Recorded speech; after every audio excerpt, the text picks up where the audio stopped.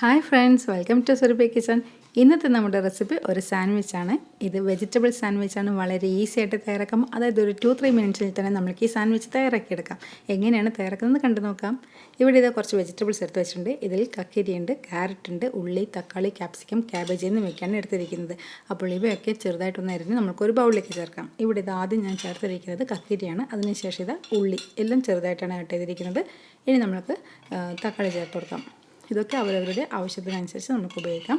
പിന്നെ ഒരു piece capsicum. ഇനി കാബേജ് ചേർത്തെടുക്കാം. ഇവിടെ കാബേജ് നീളത്തിലാണ് കട്ട് ചെയ്തിരിക്കുന്നത്. ഇനി അടുത്തത് ക്യാരറ്റ് കൂടി ചേർത്ത് കൊടുക്കാം. ഇവിടെ ക്യാരറ്റ് ഗ്രേറ്റ് ചെയ്യുകയാണ് ചെയ്തിരിക്കുന്നത്. അപ്പോൾ ഇവിടെ വെജിറ്റബിൾസൊക്കെ ചേർത്ത് കഴിഞ്ഞു. ഇനി നമ്മൾക്ക് ഇതിലേക്ക് ആവശ്യത്തിന് ഉപ്പൊന്ന് ചേർത്ത് കൊടുക്കാം. ഇനി ഇതിലേക്ക് കുറച്ച് കുരുമുളക് പൊടിയും കൂടി ചേർത്ത് കൊടുക്കാം. ഇവിടെ പാകത്തിന് ഉപ്പും കുരുമുളക് പൊടിയും ചേർത്തതിന് ശേഷം ഇനി ഇതിലേക്ക് മയോണൈസാണ് ചേർക്കുന്നത്. ഇത് ആവശ്യത്തിന് ചേർത്ത് കൊടുക്കാം. എന്നിട്ട് നന്നായിട്ട് മിക്സ് ചെയ്യാം. ഇവിടെ ഇപ്പോൾ ഈ വെജിറ്റബിൾസ് നന്നായിട്ടൊന്ന് മിക്സ് ചെയ്ത് കിട്ടാൻ പാകത്തിന് ഞാൻ മയോണൈസ് ചേർത്തിട്ടുണ്ട്. നിങ്ങൾക്ക് ഇതിൻ്റെ കൂടെ തന്നെ ക്രീം ചീസ് ഉണ്ടെങ്കിൽ ചേർത്ത് കൊടുക്കാം. നല്ല ടേസ്റ്റ് തന്നെയാണ്. ഞാനിപ്പോൾ ക്രീം ചീസ് ഒന്നും ചേർത്തിട്ടില്ല, മയോണൈസ് മാത്രമാണ് മിക്സ് ചെയ്തെടുക്കുന്നത്. അപ്പോൾ ഇതൊന്ന് മിക്സ് ചെയ്ത് കാണിച്ചു തരാം.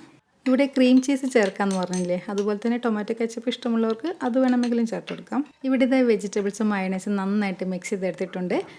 ഈ വെജിറ്റബിൾസ് നമുക്ക് കുക്ക് ചെയ്യേണ്ട ആവശ്യമില്ല, നമ്മൾക്ക് ഇത് റോ ആയിട്ട് കഴിക്കാൻ പറ്റുന്നവ തന്നെയാണ്. അപ്പോൾ ഇനി അടുത്ത സ്റ്റെപ്പിലോട്ട് കിടക്കാം. ഇവിടെ ഇത് 2 സ്ലൈസ് ബ്രെഡ് എടുത്തിട്ടുണ്ട്. ഇതിൻ്റെ സൈഡ് ഒന്ന് കട്ട് ചെയ്യണം. അപ്പോൾ ഇത് സൈഡൊക്കെ കട്ട് ചെയ്തെടുത്തിട്ടുണ്ട്. ഈ ഒരു സാൻഡ്വിച്ച് തയ്യാറാക്കാൻ നമുക്ക് ഫ്രഷ് ബ്രെഡ് തന്നെ ഉപയോഗിക്കാം. ഇനി നമ്മൾ തയ്യാറാക്കി എടുത്തിരിക്കുന്ന ആ വെജിറ്റബിൾസ് ഒരു സ്ലൈസിൽ വെച്ച് കൊടുക്കാം. ആവശ്യത്തിന് വെച്ചതിന് ശേഷം നമുക്ക് മറ്റേ സ്ലൈസ് കൊണ്ടുവന്ന് മുകളിലായിട്ടൊന്ന് വെച്ചെടുക്കാം. കഴിഞ്ഞു.